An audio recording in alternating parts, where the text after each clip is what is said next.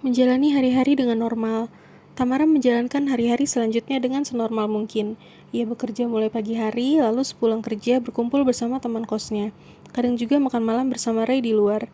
Ia berusaha menjalankan hidupnya seapa adanya tanpa pikiran berlebihan atas apapun. Ia ingin menjalani hidup dengan ringan, mengejar karir dan berbahagia, itu saja. Ia lebih memilih untuk tidak lagi memikirkan mimpinya dan mengikuti perasaannya pada Ray. Ia tidak lagi melakukan penolakan. Ia tidak ingin hidup dengan bayang-bayang mimpi yang selalu membuatnya ketakutan. Ia hanya ingin hidup normal. Dan apa yang sedang dilakukannya berhasil.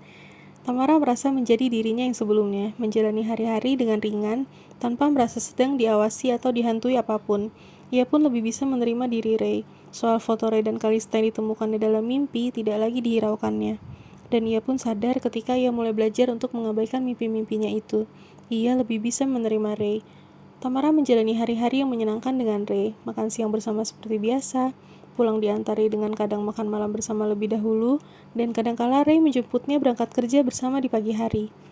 Pekerjaan Tamara pun berjalan lancar. Tamara sudah bisa sangat beradaptasi di kantor barunya. Dia seringkali dipercaya untuk menghandle klien dalam membuat iklan tertentu. Sebagai konten kreator dan menjalininya dengan enjoy karena sesuai passionnya, pun pekerjaannya banyak terhubung dengan Ray sebagai fotografer dan editor. Tamara sangat menikmatinya. Tamara merasa sangat nyaman dengan Ray yang tidak saja sebagai rekan kerja yang baik, tapi juga sangat memperdulikannya. Dia pasti tidak akan membiarkan Tamara lembur terlalu lama, memastikan Tamara makan tepat waktu, juga intens dalam berkomunikasi dengannya walau mereka tidak sedang bekerja. Hari ini mereka memutuskan untuk nonton bioskop sepulang kerja. Lalu kini Ray tengah mengantar Tamara pulang ke kos. Sejenak mereka mengobrol sambil duduk di teras. Tamara, ya Ray, mau gak hari Minggu aku kenalin ke ibu? Ibu kamu? Tanya Tamara memastikan. Ia menangkap omongan Ray dengan benar.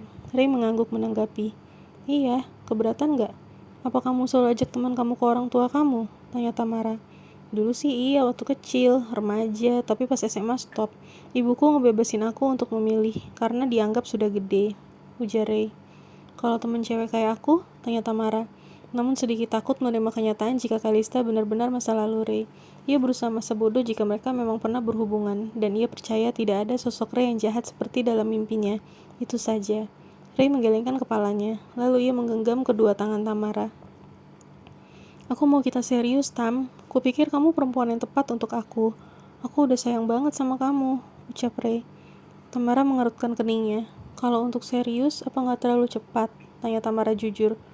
Boleh tahu kenapa kamu belum siap? Tanya Ray. Gak apa-apa, aku takut kita belum saling kenal lebih dalam aja. Jangan sampai karena hanya rasa keburu nyaman, lalu kita terburu-buru memutuskan untuk berhubungan, ucap Tamara. Gantian Ray yang mengerutkan kening. Kalau kita nemui ibu tanpa bicara apapun soal kita gimana? Tanya Ray. Kalau hanya sebagai teman, oke, aku setuju, ujar Tamara. Ray pun tersenyum mendapat jawaban iya dari Tamara. Hari Sabtu mereka habiskan libur dengan jalan-jalan di Cimory. Sebenarnya Tamara penasaran ingin ke Lawang Sewu, namun Ray memintanya untuk lain waktu saja ke sananya. Tamara merasa sangat senang menghabiskan waktu bersama Ray. Hari Minggu siangnya, ia menjemput Tamara di kosnya untuk membawanya ke rumahnya. Sebelum Tamara berangkat, sekilas ia melihat Kalista duduk di atas ranjangnya dengan wajah cemberut. Tapi Tamara mengabaikannya. Aku punya Tuhan, aku gak peduli hantu, batin Tamara. Mereka telah sampai di rumah Ray. Tamara menuruni mobil Ray dan mengikutinya masuk.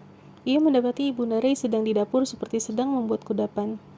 Ibu, kenalin, ini Tamara, ucap Ray, menggandeng Tamara mendekati ibunya. Tamara segera mendekat dan mencium tangan ibu Ray. Ibu Ray tersenyum. Tubuhnya agak berisi dan wajahnya sangat keibuan, berambut sebatas bahu. Ia mengenakan daster berwarna salmon dan apron berwarna navy. Cantik. Ibu lagi bikin apa? Tanya Tamara. Ia memutuskan untuk memanggil dengan sebutan ibu daripada tante atau semacamnya. Pikirnya seperti anak sekolah saja. Pie apple, kesukaan Ray. Kamu suka? Jawabnya. Tamara mengangguk sambil tersenyum. Namun tiba-tiba Tamara tercekat dan tubuhnya menegang. Ia tiba-tiba saja mendapat penglihatan sosok ibu Kalista yang bertubuh kurus dan berambut pendek. Tamara merasakan tangannya kaku hingga ke jemarinya. Ia menggeleng kuat-kuat berusaha menetralkan keadaan. Nak Tamara? Nak, kamu kenapa? Pertanyaan ibu Ray menyadarkannya. Tamara menarik nafas panjang. Enggak ada apa-apa, Bu. Maaf, boleh saya minta air putih? Tanya Tamara. Ambil, Nak. Atau, Ray, ambilkan Tamara air putih, ujar sang ibu. Ray membawakan segelas air putih untuk Tamara, lalu mengulurkannya agar Tamara ambil. Tamara langsung meminumnya untuk menenangkan diri sambil Ray mengusap punggungnya. "Enggak apa, Tam. Kamu aman di sini," ujar Ray. Tamara mengangguk dan merasa malu karena bertingkah aneh di hadapan ibunda Ray. Setelahnya Tamara berusaha membantu ibu Ray tersebut menyiapkan kudapan tadi, juga menata meja makan untuk makan siang mereka. Mereka makan siang sambil ibu Ray sesekali bertanya tentang Tamara. Kota asalnya dari mana, dan di sini tinggal di mana. Saat Tamara memberitahu kosnya, ibu Ray mengernyitkan dahinya sejenak lalu melanjutkan obrolannya kembali dengan Tamara. Saat itu Tamara merasakan hawa dingin di tengkuknya. Lalu tiba-tiba, seperti terdengar suara Kalista yang sedang menangis dari jauh. Ia seperti terisak sangat sedih. Tamara memejamkan matanya, berusaha fokus untuk mengabaikan suara itu. Namun suara itu tetap ada. Ia berusaha memindai sekelilingnya, namun tak ada satupun yang tampak. Suara itu kembali terdengar, kali ini terdengar lebih dekat. Tamara merasa sangat terganggu. Malamnya dalam doa sebelum tidur, ia meminta Kalista dihadirkan Tuhan dalam mimpinya. Ya, dan kini ia tengah bermimpi, ia bersama Kalista di kamar kosnya. "Kalista, kumohon jangan ganggu aku lagi. Aku ingin hidup normal, aku lelah dengan segala gangguanmu," ujar Tamara dengan lembut. Bagaimanapun tak mau melukai Kalista.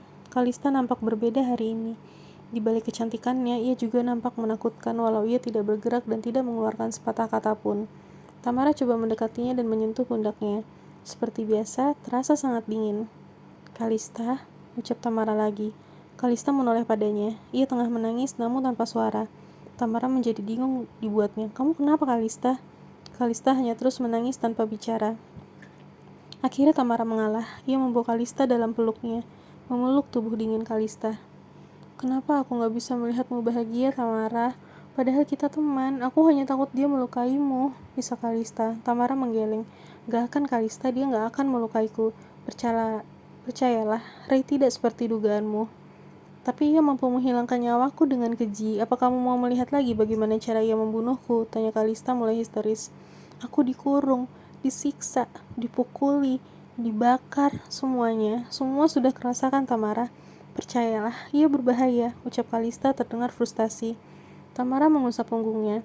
Entah ia dapatkan keberanian dari mana untuk menyentuh Kalista seperti itu.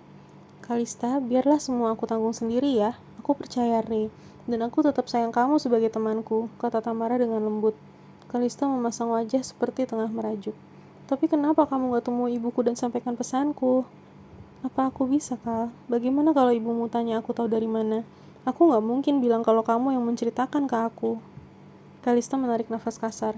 "Entahlah, Tam. Aku pun gak tahu apakah ibuku akan kehilanganku atau enggak. Dia bahkan gak pernah mencari keberadaanku atau di mana jenazahku.